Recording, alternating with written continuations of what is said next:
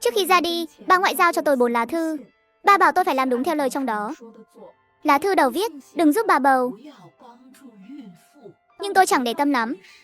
Tôi còn đỡ một bà bầu to bụng về nhà nữa chứ. Ai ngờ đâu, bà bầu đó là một kẻ giết người hàng loạt giả dạng. Hắn rút dao dí thẳng vào tôi, đúng lúc nguy cấp nhất. Bà ngoại tôi hiện ra lần nữa. Bà ngoại là bà đồng nổi tiếng trong làng. Bà giành bói toán, xem số mệnh. Hồi đầu những năm 2000, làng bị hạn hán lớn. Có người hỏi bà bao giờ trời mưa. Nhưng bà lại bảo, sắp có lũ lớn đấy. Mọi người mau chuẩn bị, trốn lên chỗ cao đi. Cả làng chạy lên đồi tránh lũ. Ai cũng bảo bà bị khùng. Nhưng vài ngày sau, mưa to rầm rề, ngập cả làng luôn. Chỉ nhà tôi là nhờ chuẩn bị kỹ, nên chẳng bị sao cả. Sau đó, nhà tôi dần khá lên. Nhưng sức khỏe bà ngoại thì ngày càng yếu. Cuối cùng, bà nằm liệt giường. Bà đưa tôi 4 lá thư. CBC này, nhớ kỹ nhé. 4 lá thư này phải mở đúng thời điểm ghi trên đó. Và con phải làm đúng như trong thư viết. Sau này không có bà nữa. Con phải tự mình mạnh mẽ lên. Tôi bật khóc nức nở. Bà phải sống lâu 100 tuổi. Con sẽ học y để chữa bệnh cho bà. Từ đó trở đi, bà ngoại rơi vào hôn mê. Ngày mở lá thư đầu tiên cũng nhanh chóng đến. Đó là đúng sinh nhật tôi luôn. Tôi hồi hộp mở phong bì ra. Trong thư chỉ có một dòng, đừng giúp bà bầu. Tôi hơi thất vọng tí. Chỉ vậy thôi à? Tưởng có bí mật gì ghê gớm lắm chứ. Hôm đó tan học, một bà bầu đột nhiên xuống rên rỉ trước mặt tôi. Tôi vội đỡ bà ấy. Dì ơi, dì không sao chứ? Bụng dì hơi đau thôi. Em gái, em giúp dì một chút được không? Nhà dì ở ngay phía trước. Nhớ lời cô giáo dạy phải giúp người. Tôi vui vẻ đồng ý ngay. Nhưng đi được một lúc, tôi bắt đầu thấy lạ. Bà bầu bảo nhà gần đó, nhưng lại dẫn tôi vòng qua mấy con hẻm. Càng lúc càng gần rừng núi, tôi chợt để ý, tay bà ấy to và thô ráp lạ thường. Chẳng giống tay phụ nữ chút nào.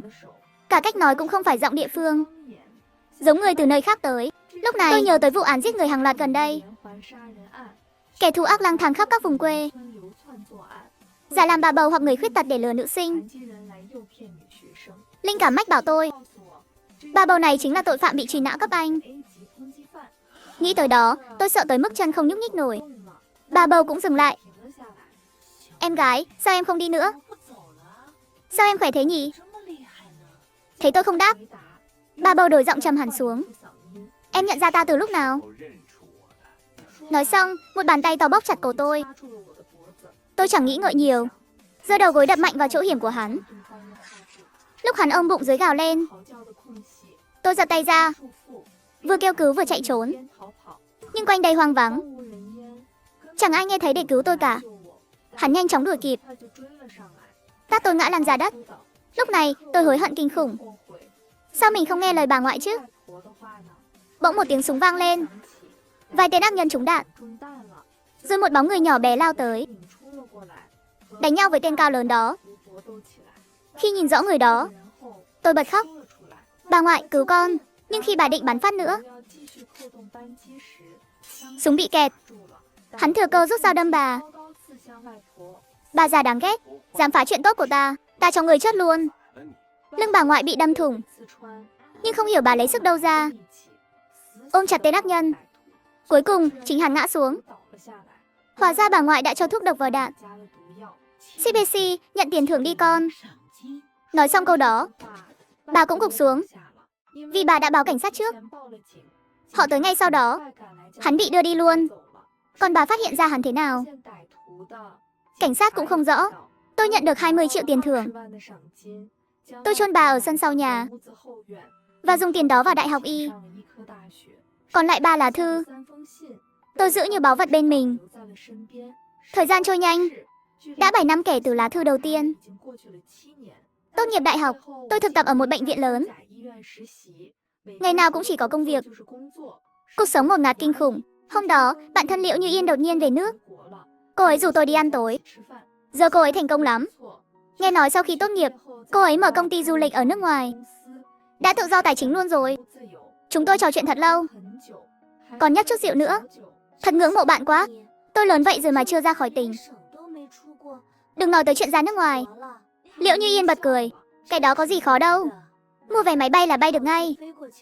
Cậu xin nghỉ vài ngày, đi chơi với tôi cho khuây khỏa. Cứ căng thẳng thế này, coi chừng trầm cảm đó. Nói xong, cô ấy đặt ngay hai vé khoang hạng nhất. Dù tôi đi một chuyến nói đi là đi. Tôi cũng xin nghỉ hẳn một tuần ở cơ quan. Chuẩn bị ra ngoài ngắm thế giới. Lúc thu xếp hành lý, tôi chợt nhớ tới lá thư thứ hai. Trên phong bì ghi, mở vào lần đầu xuất ngoại. Chẳng phải ngay bây giờ sao? Nhưng khi lấy thư ra, tôi ngỡ ngàng. Sao phong bì lại bị mở rồi? Chưa kịp hỏi gì, Liễu Như Yên nhắn tin tới. Hôm qua cậu say xỉn. Phong bì trong áo rơi ra ngoài. Mình nhặt lên, lỡ mạnh tay quá, nên làm rách mất. Nhưng mình tuyệt đối không xem đâu.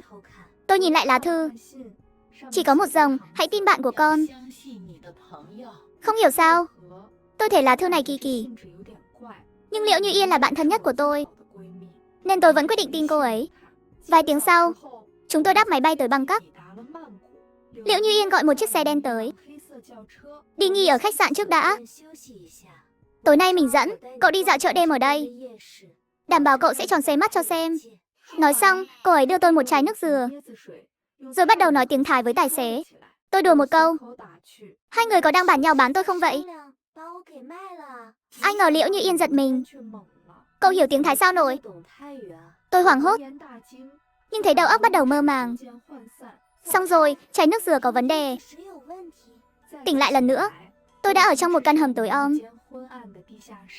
Bên cạnh có vài cô gái trạc tuổi tôi, nhưng không thấy Liễu Như Yên đâu. Tôi cố mở cánh cửa sắt bị khóa chặt, nhưng cửa đã bị khóa chết rồi. Nhìn qua khe cửa, thấy ngoài kia có mấy người mặc đồ giản dị. Tay họ còn cầm súng nữa. Một cô gái khuyên tôi đừng vùng vẫy nữa.